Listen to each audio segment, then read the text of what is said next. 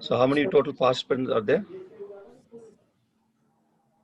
There were 6, Varuni. I can see 6 attendees now. All right. It's okay. We can just give a few more minutes because Manisha needs to join anyway. Yep. In her.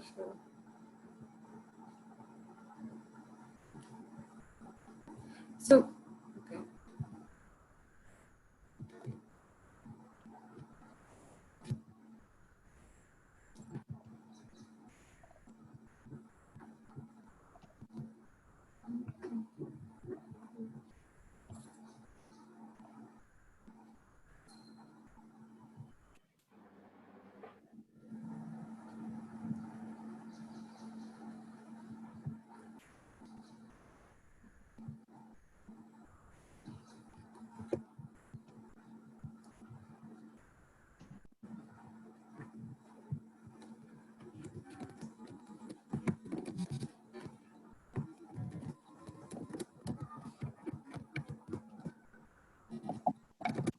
Hi there. Good afternoon.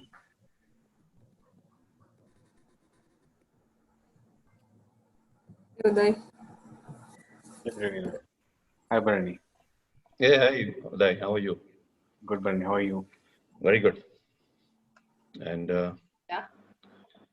So we are waiting for Manisha Uday, so we just we need a few more minutes. So Sure.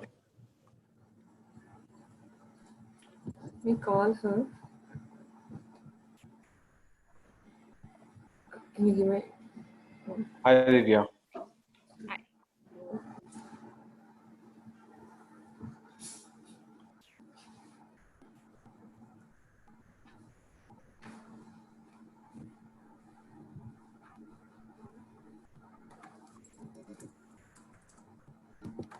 so everybody is being added to the panelist list now. Everybody's in the panelist, right? Okay, we have the attendees, But about you, 8 of them. so you have to be like a panelist. Did you get that link? Correct. Yeah, I'm a panelist right now. Yeah. So the rest, I see some attendees as well. Yeah. You used panelist link only, but you were not there listed as panelist. Well, I'm the first one on the list. Can you try? Let me ask Bhargav to send the panelist link one more No, time. no, I'm. No. Are you One- asking me, Barney? Oh, sorry. Yeah, I'm there. I'm there already.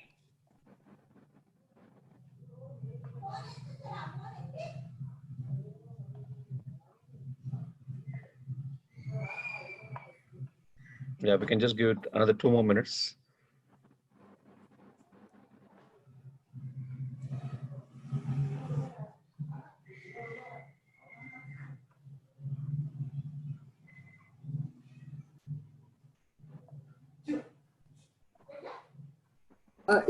So Barney, Manisha can see us, but she's not able to join as panelist. So shall I start? Go ahead and start. Manisha is not there. She's not able to join as a panelist. Yeah, she is able to see us, but somehow she is not showing up as panelist here. I think she has attended as an attendee, ma'am. Just Okay. panelist, there will be a separate link I've shared with everyone.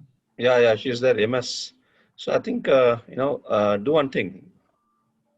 Send it again. Yeah, I'm sure she may not be able to speak, but so Manisha, I think you may want to just join as a panelist. Let me send you the link on WhatsApp or in the email, whichever is convenient to you. Will you be able to switch over? Bhargav, do you know how to switch her from Yes. panelist, from the Yes. attendee to panelist? Yes, sir. Yes, sir. Just Okay, do that.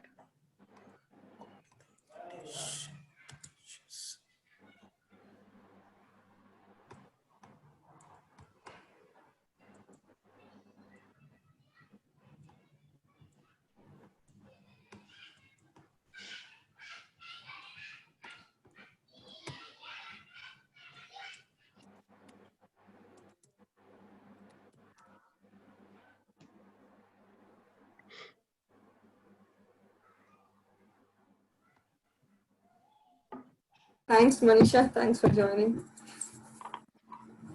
So I'll go ahead and start the session then. Please. Yeah, thank you. So Yes. and welcome to today's session with Ms. Divya. So before we start the session, I would like to introduce Bharani Aror from HISIA. He's the HISIA's president and who is actively involved in the IT ecosystem, and he constantly collaborates and coordinates with the government, to make sure that the IT corridor, working is smooth. So Bharani, would you like to go ahead and give some more introduction about HISIA? Sure, sure. Yeah, thank you very much. And good afternoon, ladies and gentlemen. And this is Barney Kumar Arol, President of ICIA and also the CEO of Infopeers. It's a great pleasure to invite all of you to the session called Talk by Ms. Divya Nawale on how to stay afloat in this pandemic by building the relationship with nature.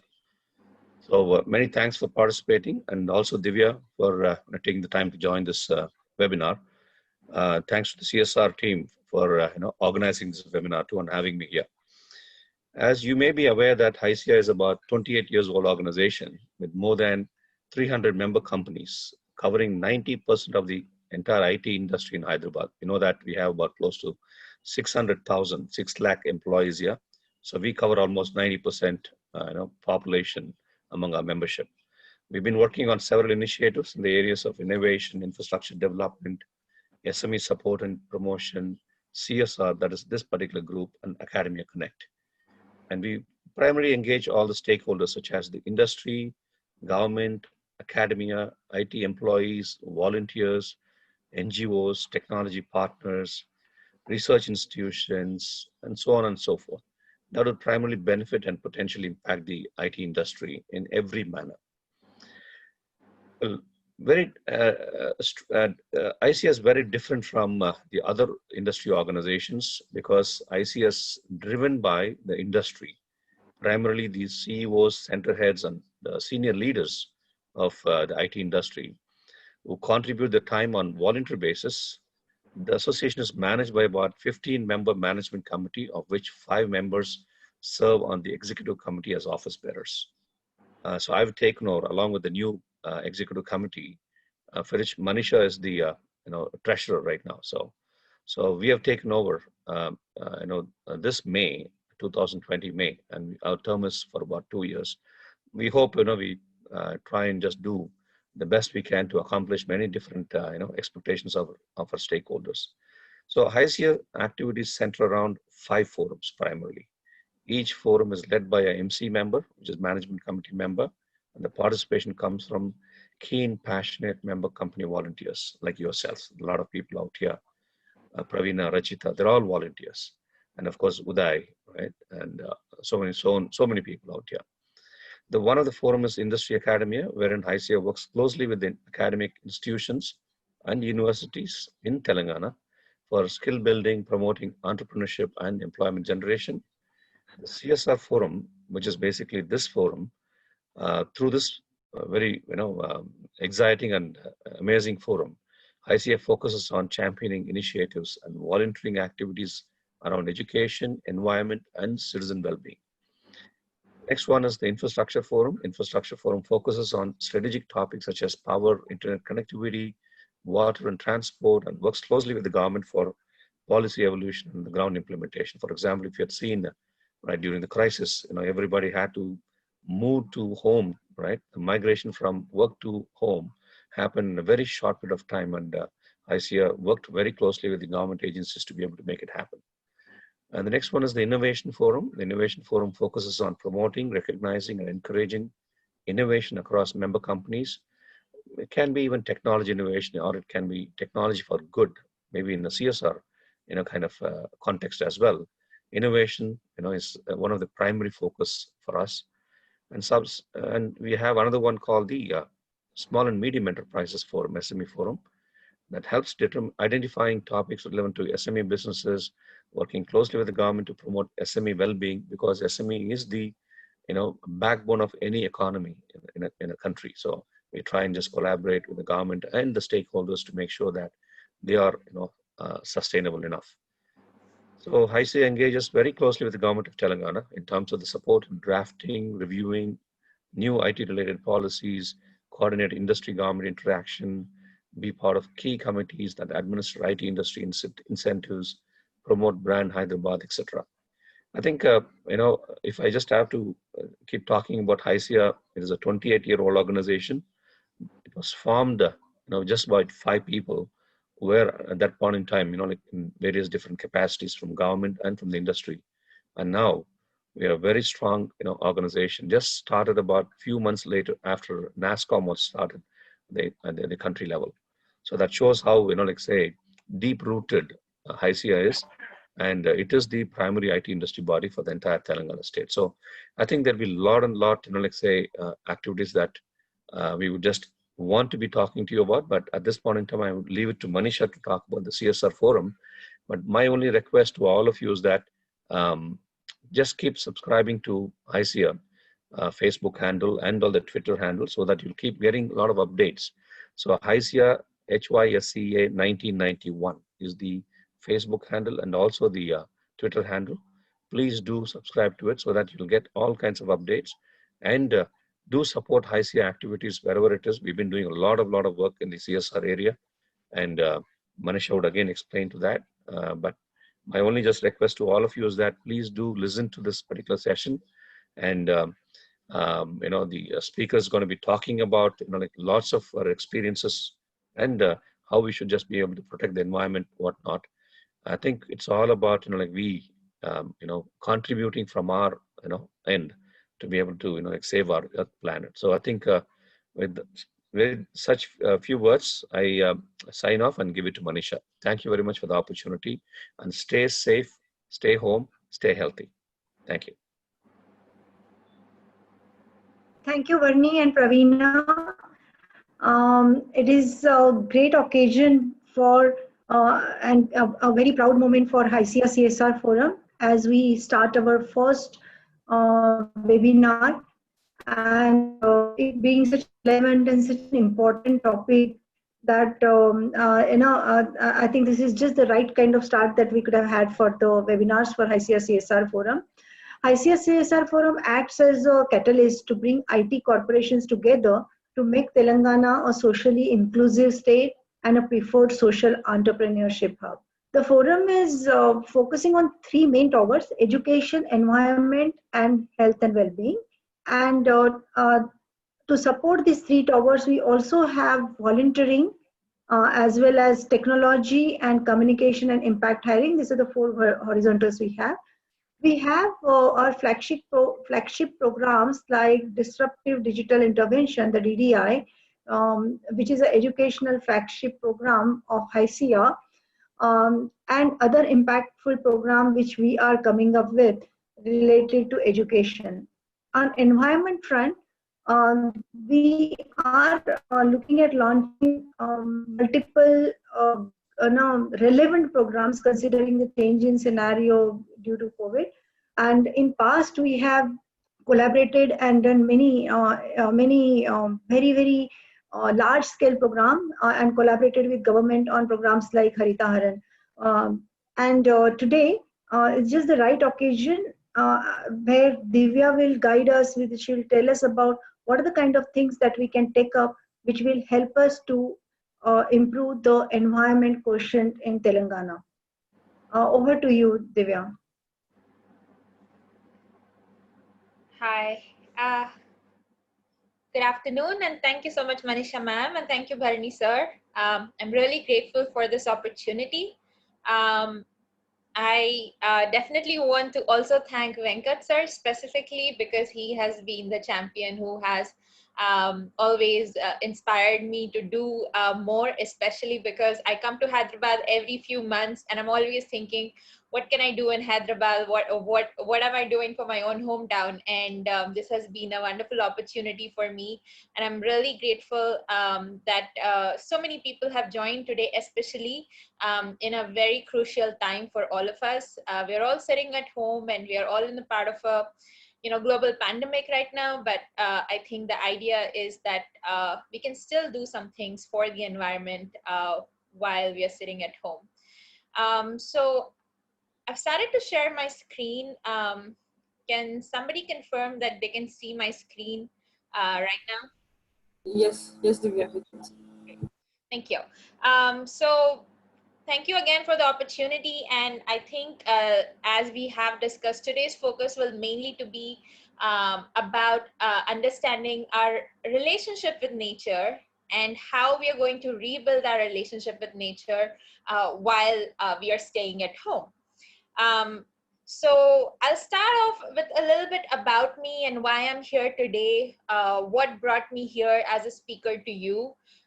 So I am from Hyderabad. And interestingly, my journey took me to BITS Pilani, where I did bachelor's in engineering, mechanical engineering specifically. But then there was a moment when I came back to Hyderabad right after that. So I trained with Infosys Mysore, and then I was placed in the Hyderabad campus, and I worked there for close to 10 months before I decided that I wanted to do something more in the social impact space. And it started from there, because even as a part of Sudhamurthy Foundation and Rotary in Mysore, I was able to understand what companies can do really to create that, social impact, as well as create social responsibility among the employees. So I had my start very much in, the software space in Hyderabad in that sense. But I got chosen as a young environmental champion by 2041 Foundation. I'll talk more about the foundation later, but that was the first time I went to Antarctica in 2009. And since then, I have been to Antarctica once again, in fact, as a director of the expedition in 2018. And I'm currently engaged as a director for the expedition. I have had the opportunity to work on more than 50 projects across all 7 continents. I was 27 years old when I touched all 7 continents. And I've had the opportunity to share stage with Robert Swan in a number of places around the world. He is a UN Goodwill Ambassador and is the first person in history to walk to both North Pole and South Pole. He has committed his life to working in the environment space, but more specifically to the preservation of Antarctica. And I also had the opportunity to share space with Nobel laureate Al Gore. I was working at the mayor's office in Pittsburgh when I was invited to come and share my story. Another interesting thing is that I watched An Inconvenient Truth, which is the movie that made climate change a very common household term when I was at Infosys Mysore. And the story is that if I hadn't watched that movie, then I wouldn't have been where I am today. So I'm really grateful to have the opportunity to work with some global leaders and be able to bring my story back to Hyderabad and be able to share it with all of you today.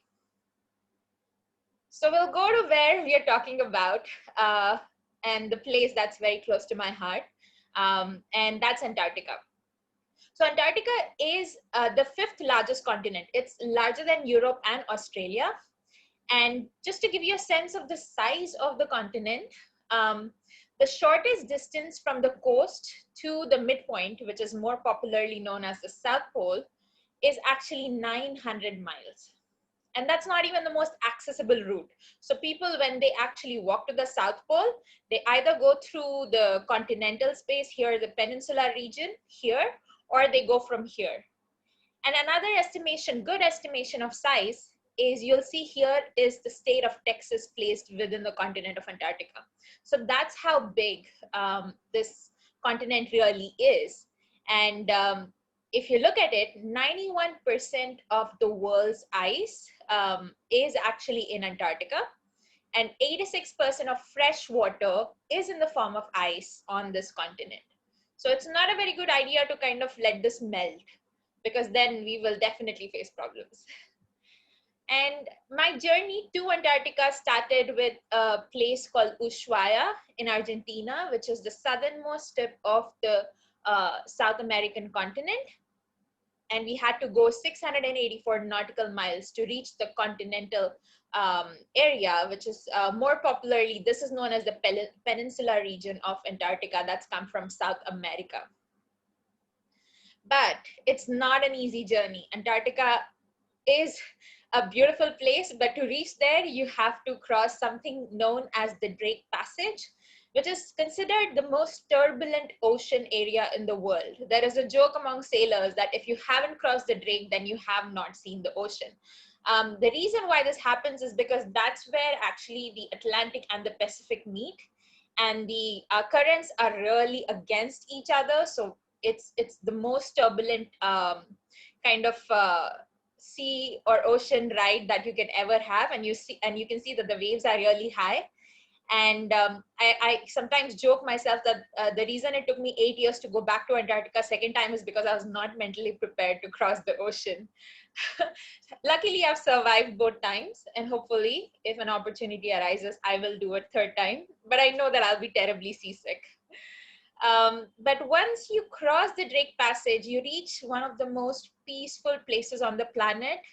And I'm not saying that just because of like the geography, but even like literally, it is the most peaceful place on the planet. That's because Antarctica is protected by something called as the Antarctic Treaty. And that allows all countries to only have peaceful and scientific purposes down there. In that sense, there is no civilization there.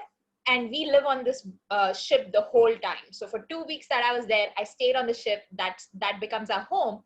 And while it is amazingly beautiful to see the wildlife and everything over there, you stay on the ship the whole time. And the reason why I think it kind of stuns you with its beauty is because how isolated it is. And yet it is a part of our very own planet.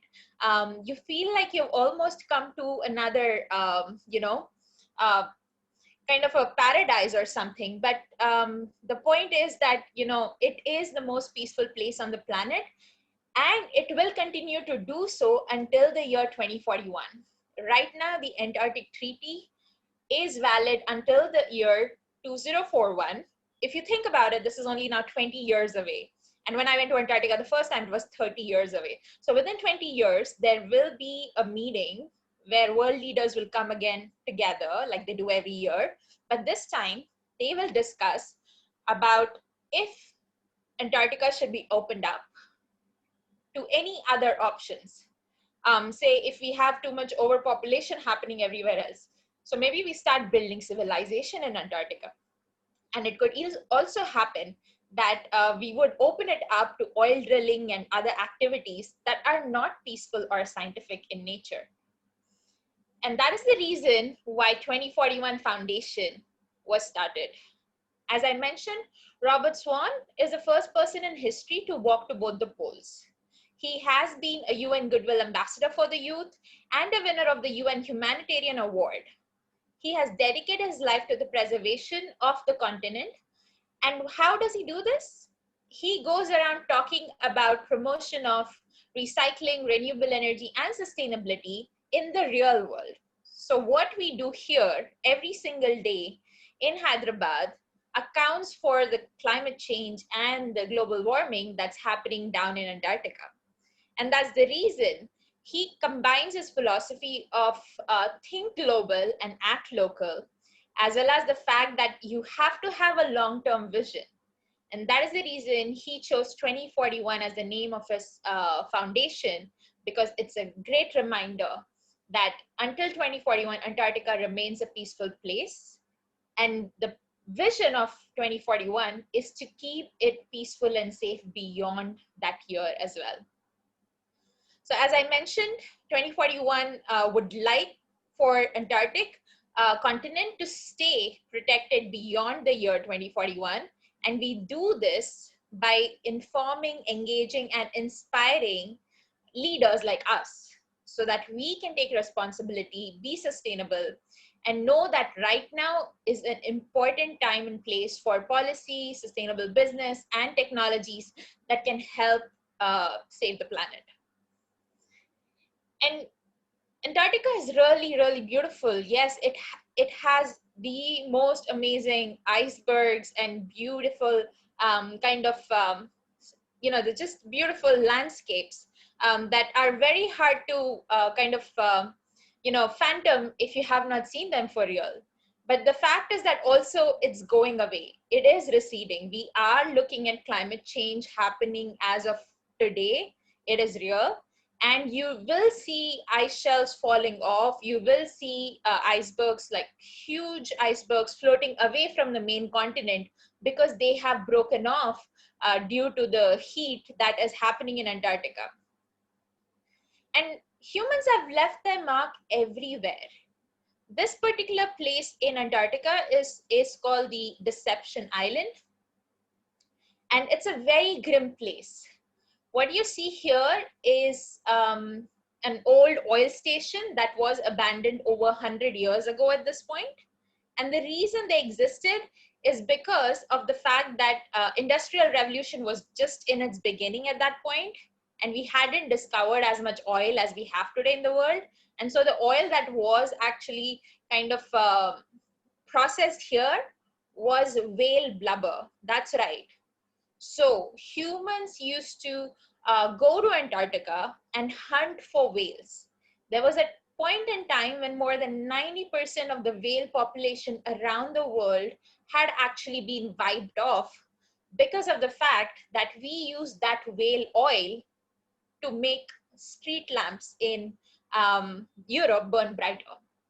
And so this is a very grim reminder to everybody who goes to Antarctica that humans are capable of extreme conflict with nature for their own greed. And now it's abandoned there, but to be honest, it's still a very sore sight. You see something and it breaks your heart. And so during the expedition, we are given so much opportunity to explore the wildlife, have huge conversations about sustainability, climate change from real hardcore scientists and government officials who are on the ship with us. And then you end up seeing this. And when you take back something about the beauty combined with what is possible if 2041 becomes the year when Antarctica is allowed to be drilled again, then this kind of images kind of drive you every single day. And to be fair, I've seen a lot of kind of climate change around the world, but I think this particular image kind of always stays with me as the most kind of doom and gloom reminder that this is what we don't want in the world. And why do we need that when we have renewable energy everywhere now? In fact, this is 2041's own polar station in Antarctica, and it's run 100% on renewable energy. So if renewable energy can be used even in the coldest, windiest, and most harshest and inhospitable place on the planet, then why can't I do it here in my own hometown? So that is the philosophy of 2041. And that is the reason why every year the organization takes up to 50 to 100 leaders from across the world, identified as champions for climate change, and give them all the resources that empowers them to go back and make a huge shift in their own places and communities that they come from. So one of the main things I did when I came back to India after the expedition was to understand more about what's happening in my country. So I did a number of projects with especially marginalized communities, understanding what effect climate change has. So this is the Ladakh region of the Himalayas, and it is also similar in nature. It's also the coldest, harshest, and driest place in India. It falls in the rain shadow region. So all the clouds that go till the Himalayas hit, and then Ladakh never gets any rain. And that is the reason why I sometimes feel like it's a place very similar to Antarctica. And that's the reason why it's also called the third pole.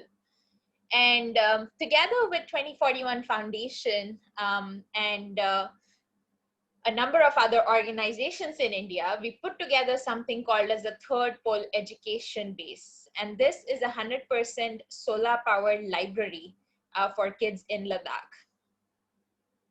And as a part of that, I went again with Robert Swan in 2013 on this expedition, where we came together with a number of other education-based ambassadors from around the world who championed it. And today, Global Himalayan Expedition continues to go every year with close to 30 people from around the world again, who are electrifying villages in Ladakh using solar lamps. And I think the story is that, no matter where you go in the world, you carry your home always in your heart. And so even when I went back to Antarctica the second time, I think the most important aspect was that I'm learning new things. I am sharing my expertise and gaining new expertise. But the idea was to come back home. And together with a family that is now globally available for me, including a number of other people from Hyderabad. I don't know if some of you know, but there's Pratyusha.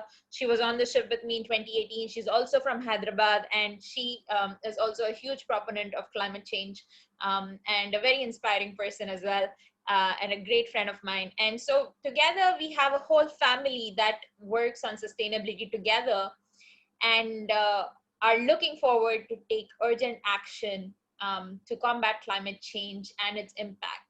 And this is a huge aspect. So the Sustainable Development Goal 13 is what we need to focus on.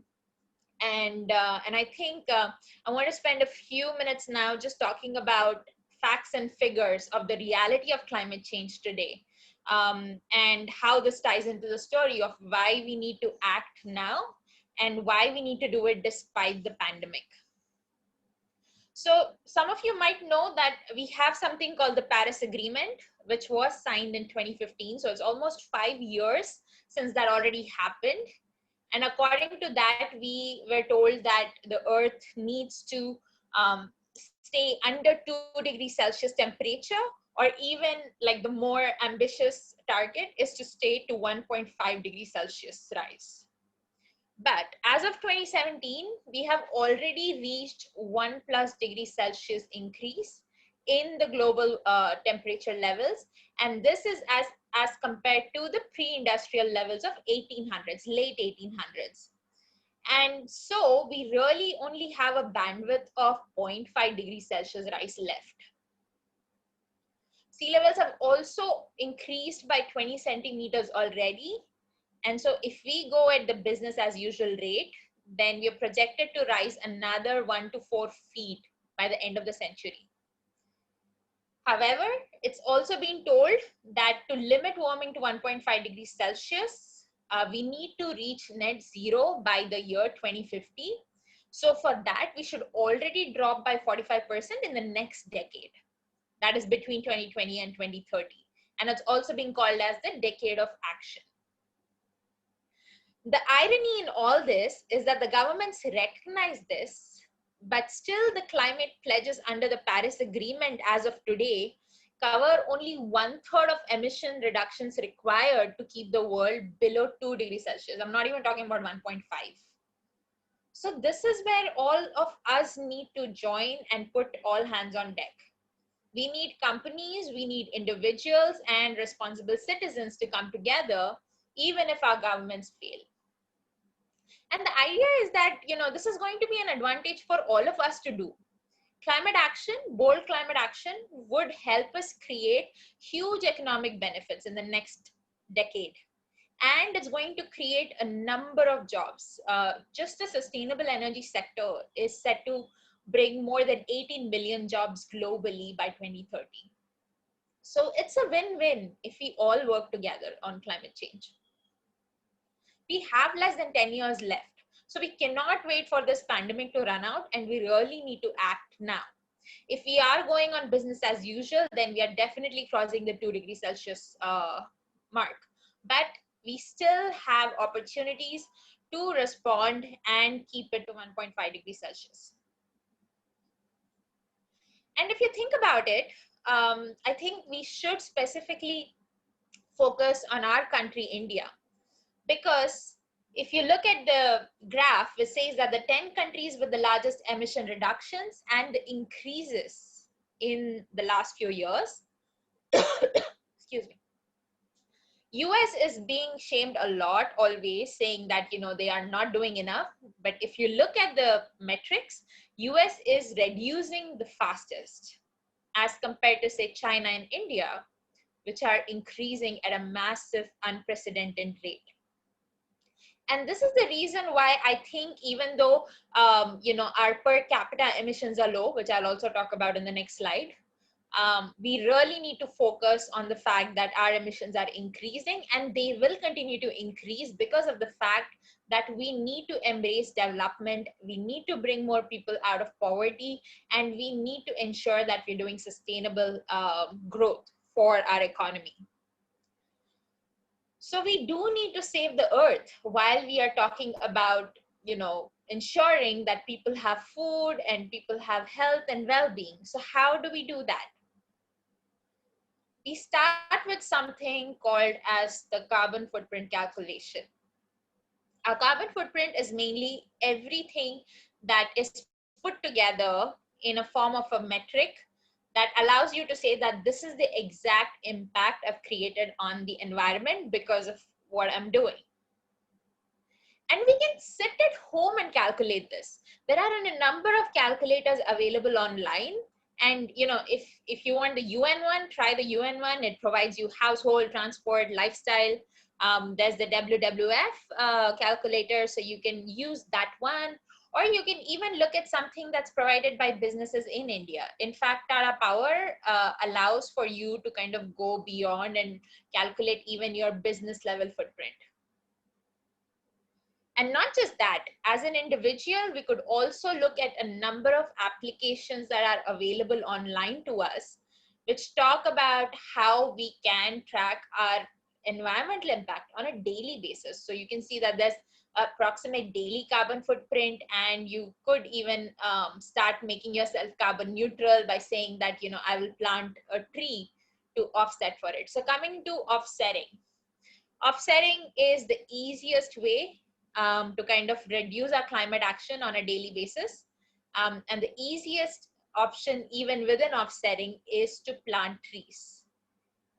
And you can do that anywhere you are. You can plant trees, even if you are, not anywhere else.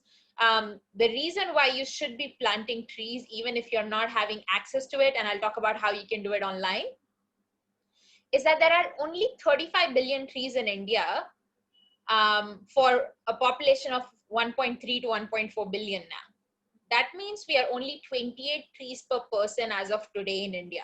Whereas if you compare it to a country like Canada, or even say, Ethiopia, which is considered like to be in Africa, and it's supposed to be a little dry and have the safari and everything. So all those regions also have more trees per person as compared to us.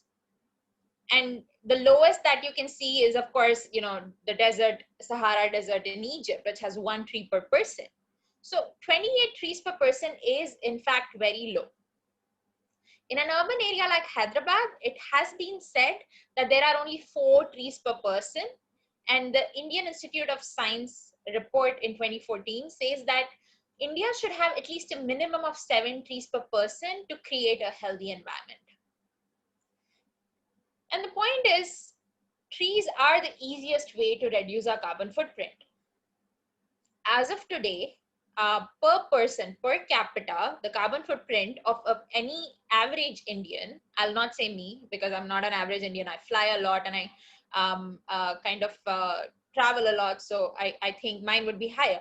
But on an average, India's carbon footprint per capita is 2 tons of carbon emissions, while the world's average is actually 4 tons.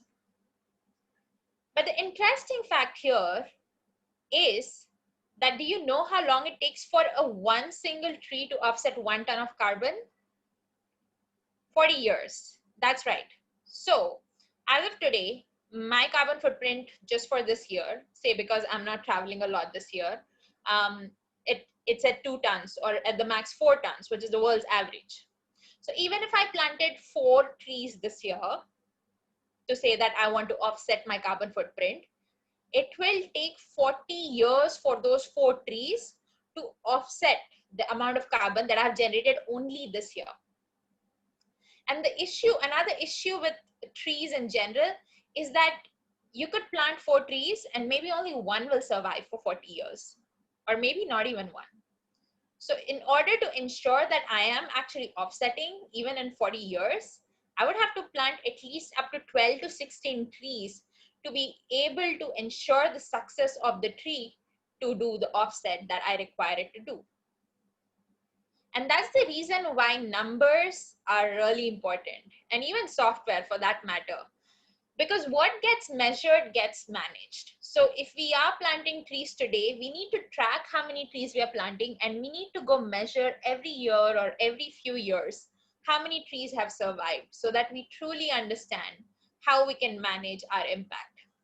And as I mentioned earlier, if you can't go and plant trees anywhere right now because of lack of access to land or anything else, there are a number of opportunities online. More specifically, the UN Environment Program has a program called Plant for Planet, where it runs the Trillion Tree campaign. And you can go choose a particular area where you want to plant trees. Okay, now we're sitting at home, we are planting trees. What else can we do? What can you really do, even sitting at home, to create the most impact? So this is something we can engage employees on a very real basis. As long as we can measure this, we are definitely gonna be able to say that even they have been able to protect the environment and create a positive impact while just sitting at their home. So use less energy. Simply, the cheapest, cleanest, and safest energy is the energy that you don't use. And we all use energy everywhere.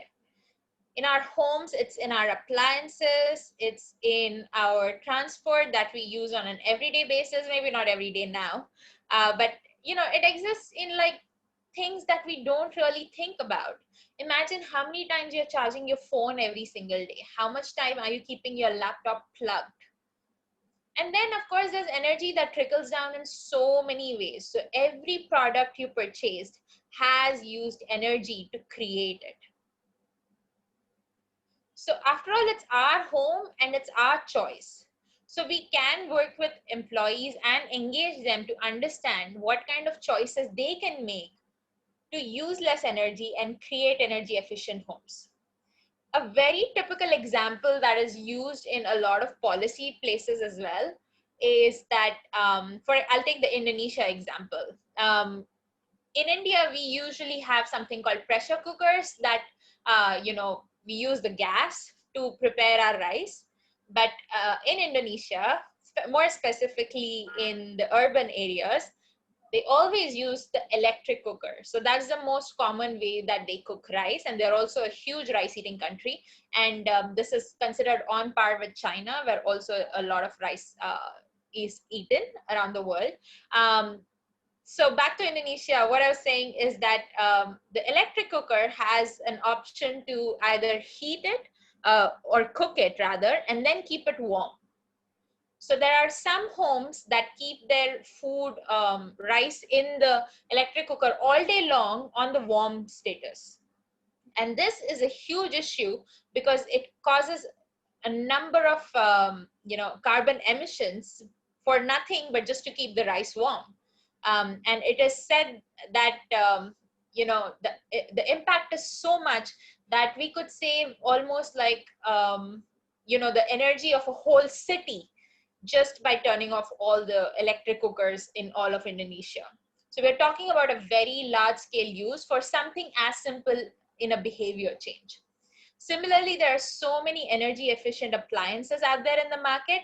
So some of the ideas that we can do after we create a carbon footprint calculator exercise for the employees, a good idea would be for them to start looking at what appliances they use at their home, how much they use it, and if they are looking to make it more energy efficient.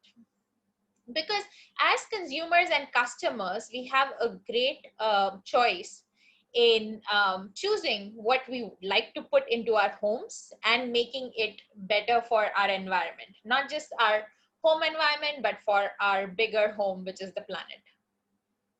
We can also control what is manufactured. So a number of people are now realizing that there are businesses out there that are ready to provide options that go away from plastic and make our lifestyle more eco-friendly and back to nature. So there are other ideas.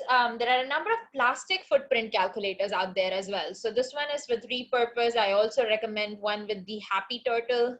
They're both very good plastic footprint calculators as well.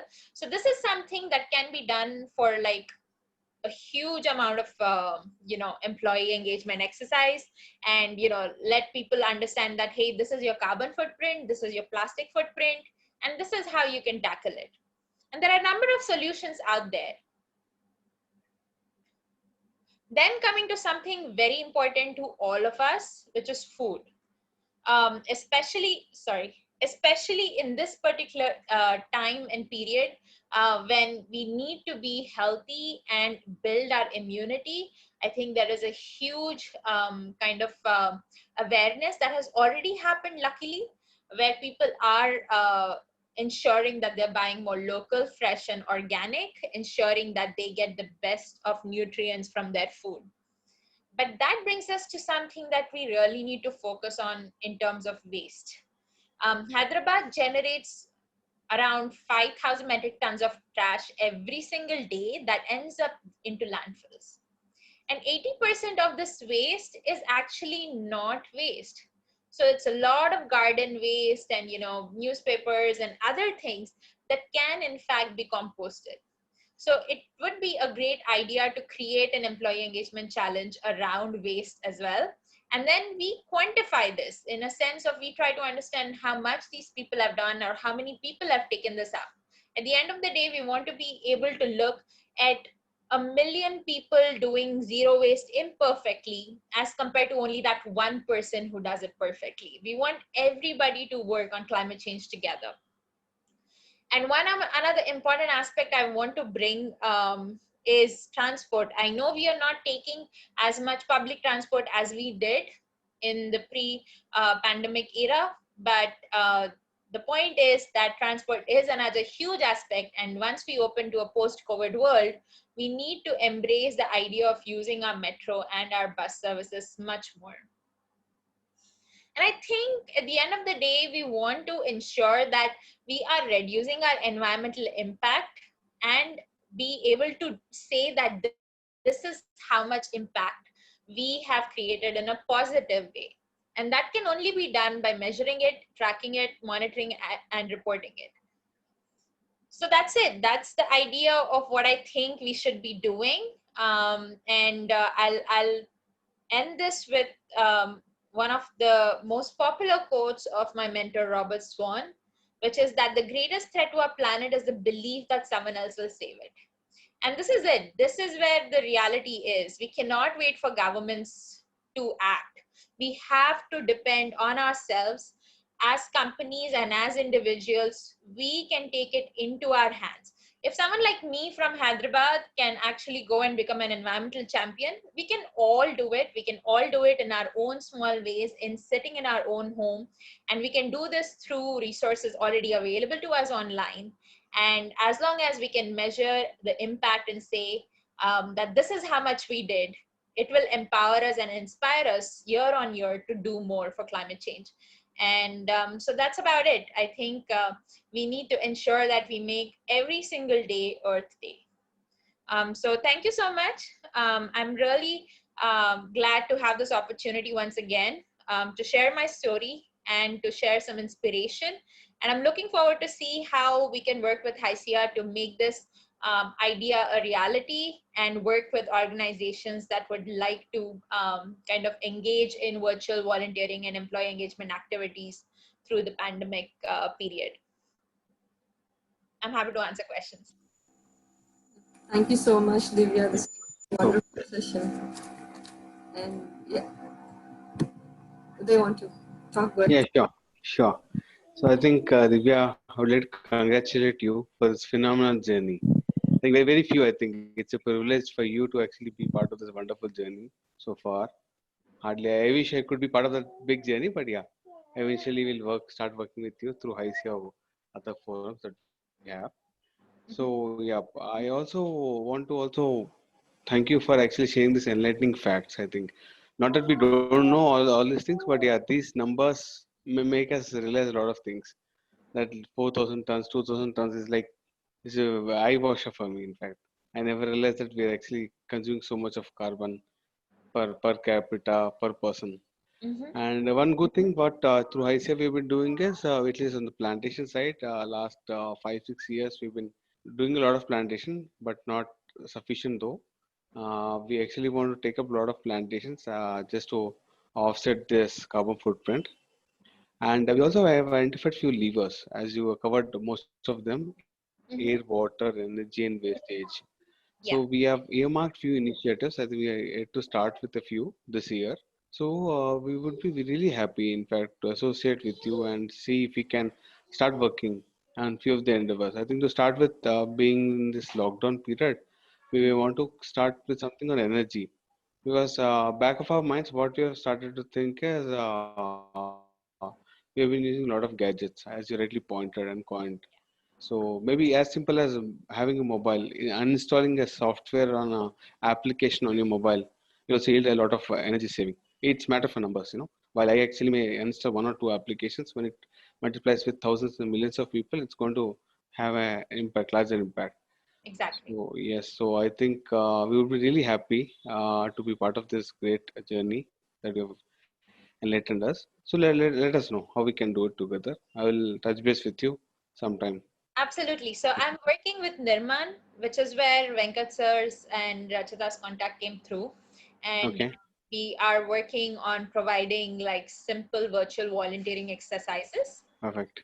for people, to do any activities while sitting at home. So we will cover a number of aspects that I mentioned. We start with carbon footprint because we want to know our impact before we even say that this is how we reduce it. So then we'll focus especially on energy, sitting at home. That is what we do. As you mentioned, Okay, even a single application, even a single email generates so much amount of CO2 sitting in a true, cloud very true. somewhere across the planet. So we can look at ways of how we can reduce that. We can make them, fun-filled activities as well, for people to then report back and say, this is the success I had. But we will also kind of try to nurture the relationship that they have with nature through activities like composting and urban gardening. So we will bring in experts who would be able to guide us a little bit more on that. Right, This will be in the form of either podcast, like recorded podcasts, or like live sessions where we come together and ask people to even share their own stories. Because I think what inspires most is not somebody like me who comes in and says, this is what you need to do, but each one of us coming together and saying, sitting at, a round table online where we share right. that this is the success we had and this is how we inspire each other. So I'm looking forward to kind of set that up and see if leaders like you would be excited to take that up. Then we will work with you on it. I think there were a bunch of questions as well, uh, Yeah, very similar. So um, yeah. yeah, Brilliant. It was pleasure talking to you, Divya. Looking forward to work with you. Thank you. thank you. So do you have, the question you might have seen, right? What are the resources to measure carbon footprint or the plastic wastage? So, Okay, so I will type it out also, that way it's easier. So one is the UN footprint calculator, and this you can easily Google. Then there is also the WWF one, and there is a Tata Power one. These I have personally used and I can vouch for. The UN itself does like a household transport lifestyle. More recently, the UN also came out with like a purchase footprint calculator. So it'll tell you based on what you buy, a particular product, it'll tell you, hey, this is how much emissions you're going to cause because of buying a particular product, because it goes deeper into the supply chain analysis of these particular kind of materials that I used. So that's very easy to do. Something you can really just take aside 15 minutes of your time and put it in there. And it'll definitely come out. I've done the sessions and like real sessions. I have actually sat down with people and done the UN footprint calculator with them within 15 minutes, and they are always shocked, like, oh my God, this is how much my impact is. Other than that, there are a number of applications. So I think for the tree plantation, I mentioned the UNEP, Plant for the Planet. But there's also Grow Trees website which is supported by the UNEP and the government of India. So Grow Trees is another website that helps you offset. So once you measure it, you can then understand, okay, how I want to offset this. And offset again is just a simple cancellation, right? The first hour, like, of all the 5 hours, the first hour should always be refuse, and the second should be reduce. So the idea that you make a calculation of your footprint, you then step into the process by approaching something saying, do I really need this? So can I refuse it? And if I can't refuse, then can I reduce it? And then if you cannot reduce it, then can I reuse it? And if none of these three are applicable, then finally you recycle it. So that brings me to the plastic calculators. So there are two plastic calculators that I can suggest: repurpose as well as the happy turtle. So I'm typing all these in the chat so that people can look at these resources later. So those are the two plastic calculators that I can recommend. And of course, as I'm already working with a number of organizations in Hyderabad, so there's for recycling, especially, we are kind of engaged with Recycle and Crab Bin, both in Hyderabad, which will come to your home and pick up your plastic recycling as well as other e-waste.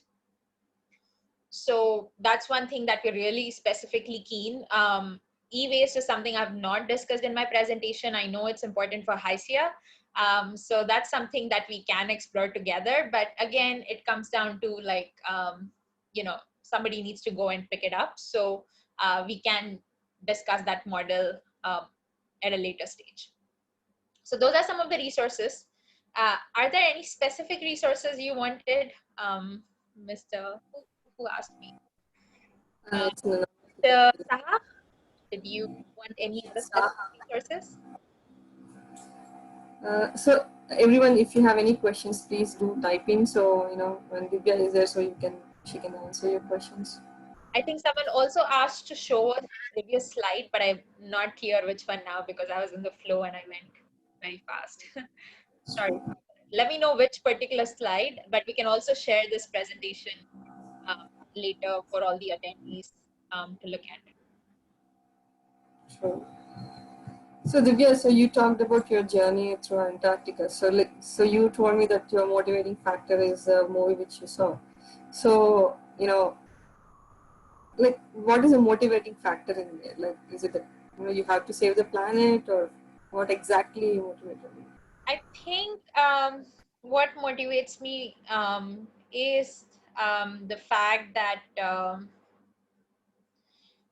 more than anything, it's about people. A lot of people think climate change is about saving the environment. It's really not about saving the planet. Yes, it's about saving the environment, but you're talking about the environment in this present moment. But the planet has been here millions of years, and it will be here millions of years after our species have gone or all the other species are wiped out. Every single day, hundreds of species are disappearing from the planet, even as we speak, right? So really, when we talk about climate change, it's about the people. We are talking about humanity. So it's a human rights issue. It's not an environment issue. It's about us being in harmony with nature and being able to nurture that relationship we have with environment.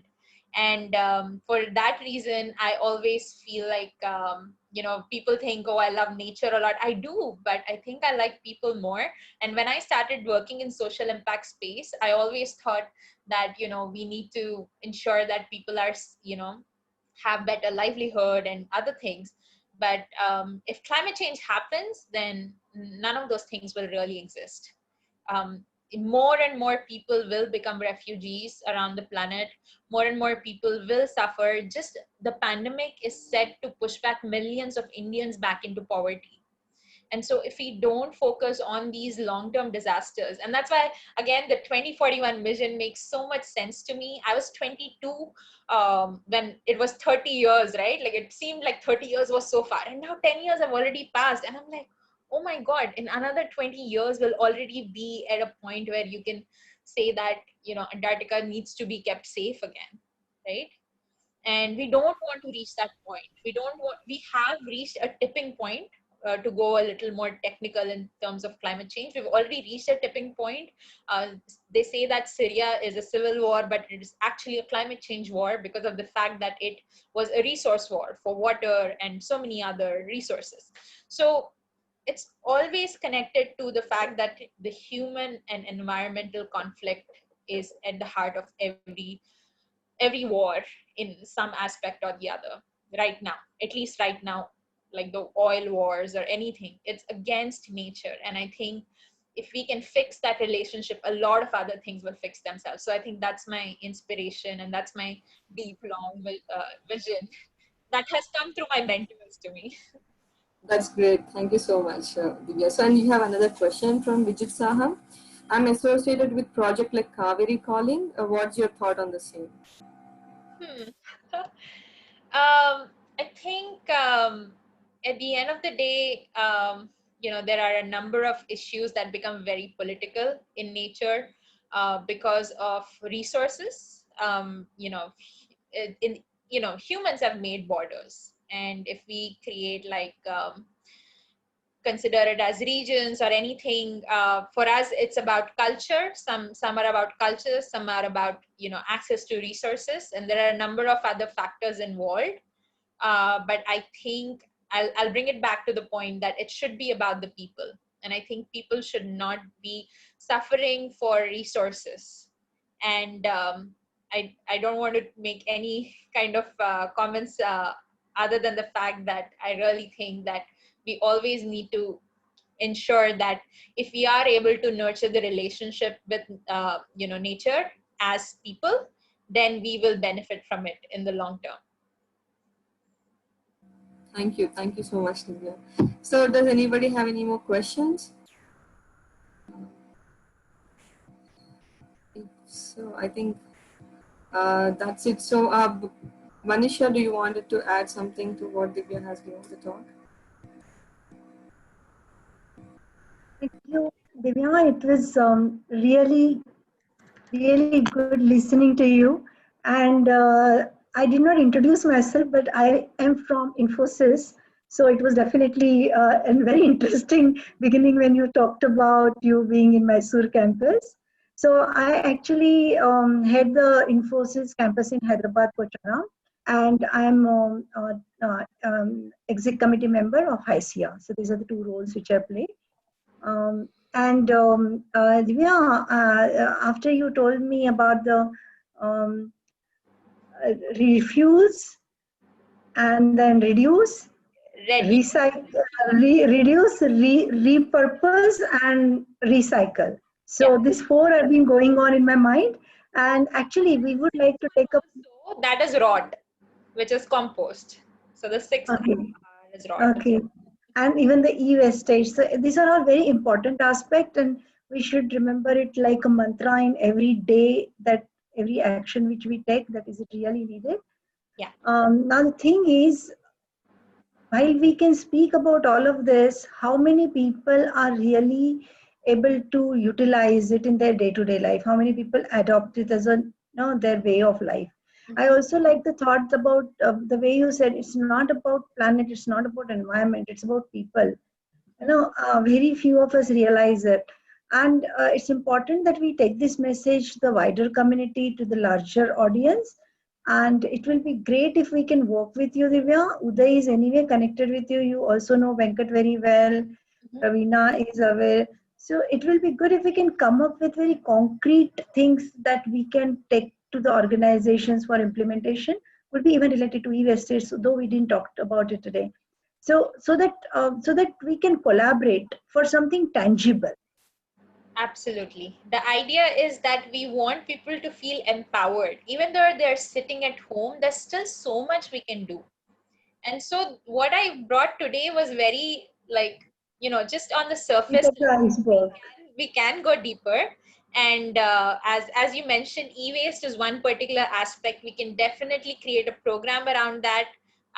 If you think that would be a focus area, then we can explore that further.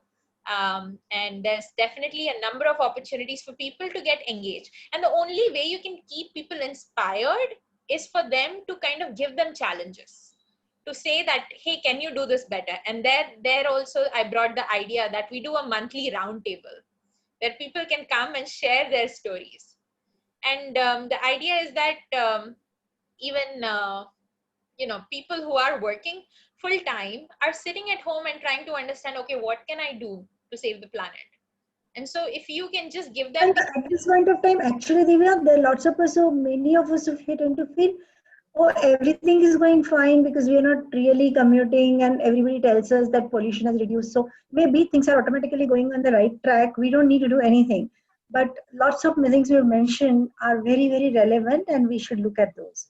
yes, a basic carbon footprint calculation puts so much into perspective for people.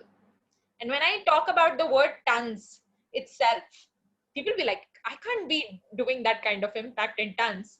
But then you calculate and you see it's really happening. Yeah. More needs to be done and we should collaborate, Divya, to take it forward in a very meaningful, tangible way. Absolutely. I I would look forward to it. I was in Infosys in January this year as well. I came back to the campus and I've performed on the stage there many times in the amphitheater area and everything. So I have great memories of Infosys. That is great. It always resonates, right?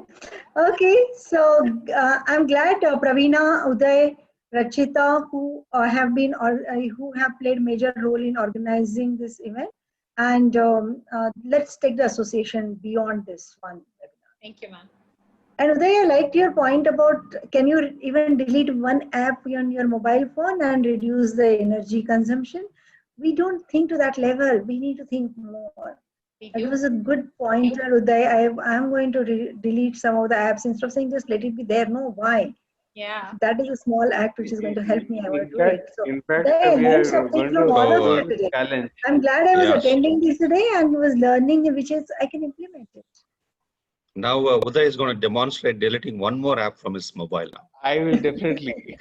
I intentionally had one more app which I didn't delete. I will do it now. Intentionally. Good, good. Great interaction. Thank you, team, and bye. Have amazing time. Bye. Thank you. Thank you very Thank you much. so much. Thank you, Good luck. Vidya.